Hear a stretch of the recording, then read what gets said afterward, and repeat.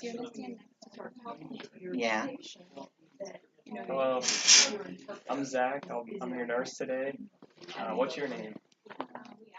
Amy. Amy? Okay, Amy.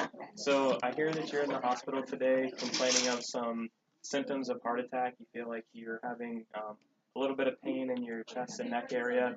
And can you go ahead and describe those symptoms to me that you're having?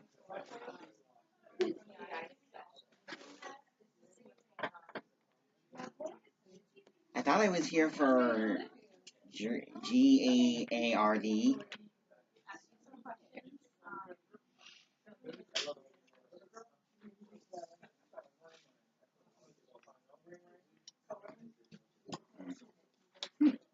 Just want to make sure I have everything, an understanding of everything. Okay.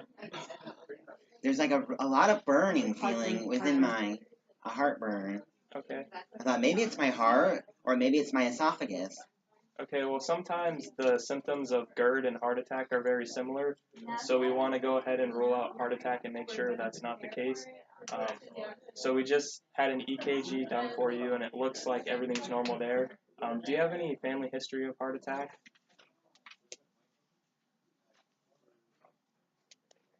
Yes. Yes?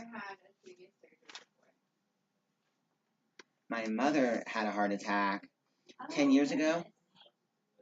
And then her father, my grandfather, also had a heart attack before.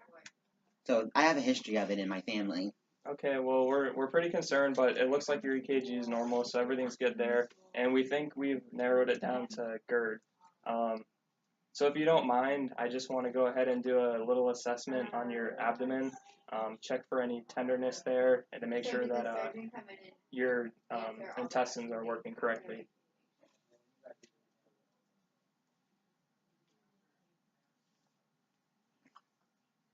Yeah, got you. Okay. So if you don't mind, I'm just going to go ahead and listen to your stomach real quick. Can you pull your shirt up for me, please? Just your jacket. We'll schedule the surgery probably today. It will be a little later. I'm having pain in my side. We'll see if there's anything that we can give you before. Okay, so I hear noises, which is good. Means that your bowels and everything are working correctly. So I just want to go ahead and poke on your stomach and make sure that everything feels okay there and that you're not having any pain in the abdomen. Okay. Any pain with that? No? I took 3, but it didn't help. Okay. Do you know how, And then I just want to go ahead and listen in and do some percussion to see if we're hearing the correct noises that we should be hearing. It's 250 milligrams. Okay. They were each 350. It didn't help me. Okay, so everything sounds normal there. And now that I've done the physical assessment, I'm going to go ahead and let Abby, the other nurse, jump in and keep going.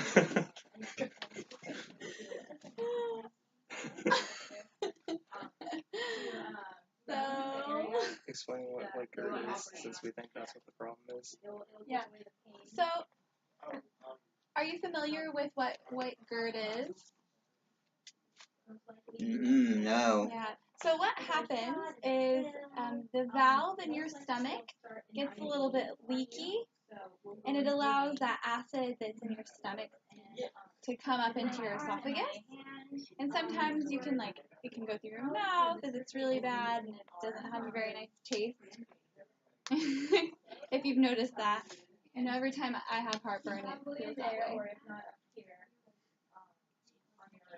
So you could probably take some antacids to help alleviate some of those symptoms. Should it be in my hand? Would that be better? You'll probably be, because I need to communicate. If it gets really bad, though, sometimes part of your stomach can go up through the diaphragm, which is a muscle that helps you breathe. And then that would require probably a surgery if it got too bad.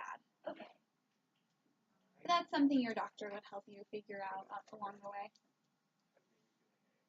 Are you taking any medications currently for GERD? Mm-mm. No. So your doctor will probably prescribe you with an antacid, which you can just get from the pharmacy. over the counter. We just needed to know. And then they also might prescribe you some other medications that will help inhibit the secretions, stopping some of that acid reflux. Where's the paper that I need? Will eating any food continue the issue? Or must I ignore the specific food and must I be pretty strict about the kinds of foods I'm eating? must I be strict about the kinds of food that I'm eating? So you want to try to avoid things that are citrusy, citrus juices like orange juice, cranberry juice, other things like chocolate, peppermint, things that are really fatty. I know, all the good stuff. But I have to have chocolate I have to have chocolate when I'm on my too. period. I understand completely. You can still have chocolate. Those are just foods that will help, that are going to increase your symptoms. So if you could avoid some of them, it'll alleviate some of those problems. You don't have to avoid all of them.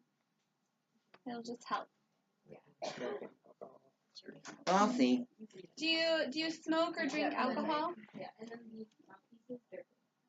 No. Social drinking. So alcohol does kind of aggravate it, but if you're just casually doing it, it'll probably be okay.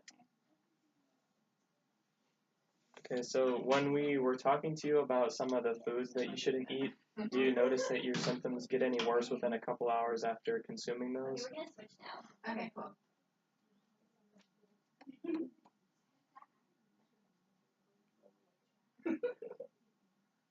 Yes. Yes, okay. Well, the problem with GERD is it's kind of like a chronic thing that happens over an extended period of time. And when your GERD kind of flares up, it can lead to problems down the road with the esophagus. Sometimes cancer of the esophagus can be a problem. I feel sore. Yeah, Well, ulcers as well. So it's kind of like What? What's ulcers? An ulcer, it is. I'm trying to think of a way to describe an ulcer. sort of like a bump in the stomach that becomes like irritated, Yeah, burning, lots of pain. yeah, Where? Inside? yeah. Inside your stomach. Those are things that can occur. So it's kind of nice to try to alleviate the GERD whenever you can. oh, good job. Will I have that for the rest of my life? Yeah, I would imagine so. You're having a hard time, you can lower it. Well, like we said,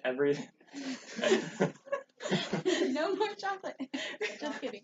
you can have some of these foods that we talked about, moderation. So if you want to take a break, that's perfectly fine. It's just to prevent pneumonia, to make sure that. What about spicy? What about spicy foods? I think spicy food's probably off the table.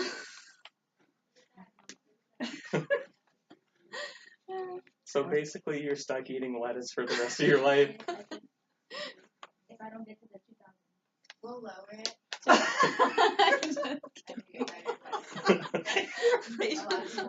So good. Okay. And then the other thing is it's not just looking at the types of foods that you're eating, it's also the size of the meals that you're having and how often you choose to eat. Okay, so if I get up to the upper numbers, does that mean I'm healthy and I'm fine? I eat about 6 times per day, morning, afternoon, and evening. And I've noticed when I don't eat for a long time, my My stomach really hurts, and I have to eat something. I think it's good to eat smaller meals at a time. So that's good to have many small meals. That'll help. So you're already on the right track there, which definitely helps out. So if your symptoms persist for a long time, your doctor might ask you to take a look at some other things. So he might ask you if you would be able to do an endoscopy.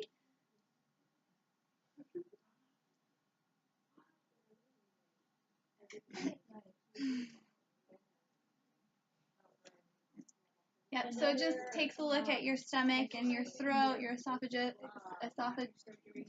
Yes. To try and make sure that there's no other further complications from the GERD. And then, like we talked about, sometimes cancer can occur, so they might take a biopsy if they do find any cells that look a little bit suspicious. Left or right? So you can do one at a time. It's not very often that GERD requires a surgery, but some people do end up needing it. So you can turn your ankles and then cough. Okay. Do you have any questions so far? Nope, none. Thank you. I guess I'm gonna just wait for the doctor. Okay. Hopefully he knows more about GERD than us.